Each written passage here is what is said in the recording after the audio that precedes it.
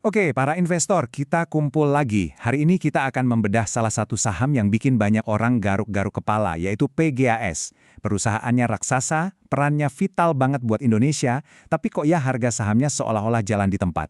Nah yuk, kita bongkar sama-sama apa sih yang sebenarnya terjadi, biar Anda bisa mengambil keputusan yang lebih bijak. Nah, langsung aja kita lihat. Ini dia paradoksnya. Aneh kan?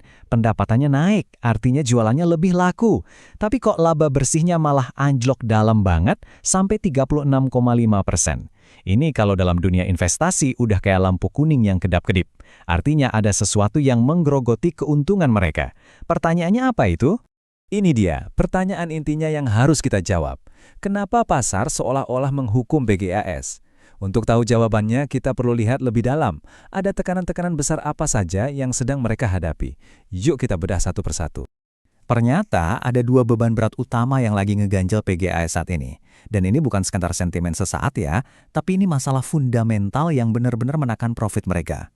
Sebagai investor yang cerdas, kita harus bisa menimbang nih, seberapa berat sih dua beban ini? Biar kita tahu harga sekarang itu udah murah atau masih ada potensi turun lagi. Oke, beban pertama ini datangnya dari kebijakan pemerintah, namanya HGBT. Gampangnya gini, pemerintah memaksa PGAS untuk menjual gas dengan harga yang dipatok murah ke beberapa industri strategis. Tujuannya sih bagus ya buat industri kita, tapi buat PGAS, ya jelas, ini seperti disuruh jualan barang tapi harganya diatur, nggak boleh untung banyak, marginnya jadi tipis. Sekarang coba lihat angkanya, 56%, bukan angka yang kecil loh. Artinya, lebih dari setengah jualan gas mereka itu harganya dikunci sama pemerintah. Ini masalah struktural, bukan masalah kecil-kecilan.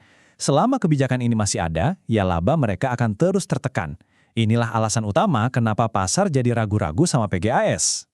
Oke, kalau tadi masalah regulasi, sekarang kita lihat masalah lain yang nggak kalah ngeri, urusan hukum.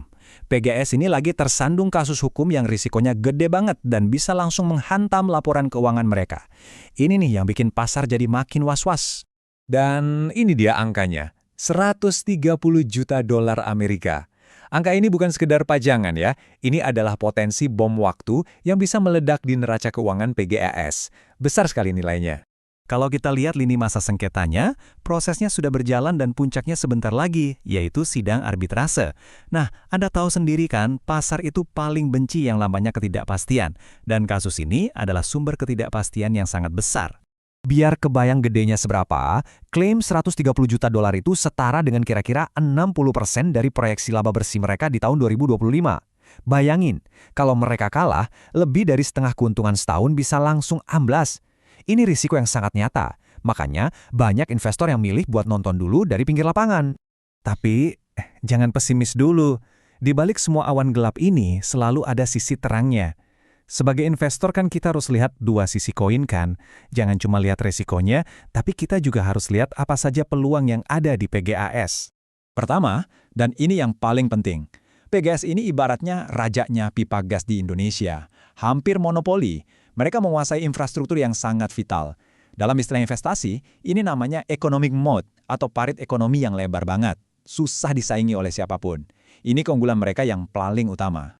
Nah, yang menarik, di tengah tekanan ini, PGAS bukannya tiarap, mereka malah gaspol investasi. Mereka mengalokasikan belanja modal 353 juta dolar, naik 14%. Ini sinyal kuat buat kita, para investor jangka panjang, bahwa manajemennya sendiri sangat percaya diri dengan masa depan perusahaan ini. Nah, ini dia rencana main mereka. Mereka nggak diam saja. Targetnya jelas. Naikin volume jualan, perluas jaringan pipa dan infrastruktur lainnya, dan juga mulai banyak pakai LNG untuk menutupi kekurangan pasukan gas di dalam negeri. Langkah-langkah yang sangat proaktif dan strategis. Nah, buat Anda yang nyari cuan dari dividen, ini nih yang bikin senyum. Rasio pembagian dividennya 80%. Artinya, sebagian besar keuntungan perusahaan itu dibalikin lagi ke pemegang saham. Ini bisa jadi semacam bantal pengaman yang menarik di tengah harga saham yang lagi nggak menentu. Dan mereka nggak cuma mikirin bisnis gas konvensional loh, mereka juga udah ngelirik masa depan dengan mulai menjajaki energi baru seperti hidrogen dan biometana. Ini cara mereka untuk memastikan perusahaan tetap relevan dan terus tumbuh di era transisi energi nanti. Oke, kita udah lihat dari sisi risiko dan peluangnya, sisi bearish dan bullishnya. Sekarang, gimana kata para analis profesional?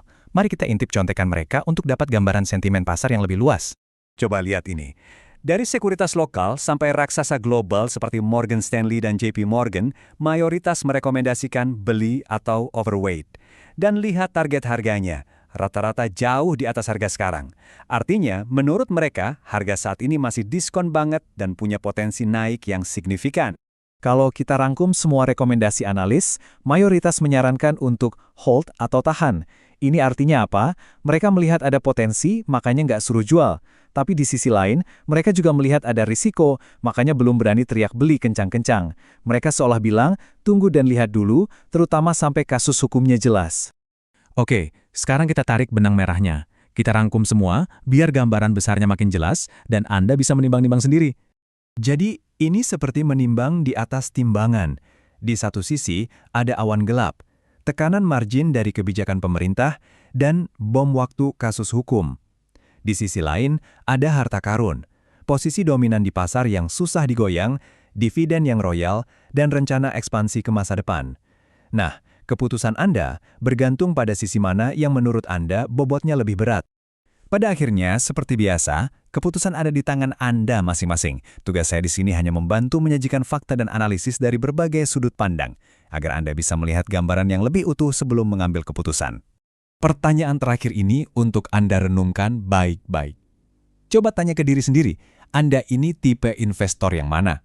Apakah Anda seorang kontrarian yang berani membeli saat yang lain ketakutan, bertaruh pada potensi jangka panjangnya? Ataukah Anda tipe yang lebih konservatif, yang lebih suka menunggu sampai badainya benar-benar berlalu, meski mungkin ketinggalan kereta? Tidak ada jawaban yang salah. Yang ada hanyalah profil risiko dan keyakinan Anda. Pikirkan baik-baik.